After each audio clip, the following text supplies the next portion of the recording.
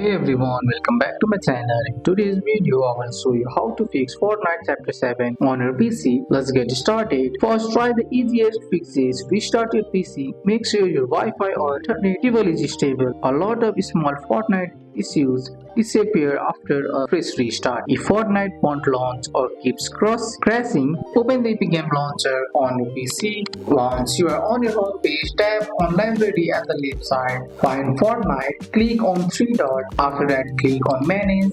Then tap on Verify. Epic will check your game files and fix anything broken automatically. Next, make sure everything is up to date. Update Fortnite, update your graphic drivers, update Windows. Old drivers or updated patches can cause lag or crashes, especially with new Chapter 7 content. If your game feels slow or laggy, open Fortnite. Once you are on your home page, tap on your profile at the top right corner, then tap on Setting and set graphics quality to medium or low. Turn off motion blur. Set your FPS limit to something your PC can handle. This makes the game run smoother and reduce stuttering. Make sure you have at least 20 to 30 GB of free space so you can play smoothly.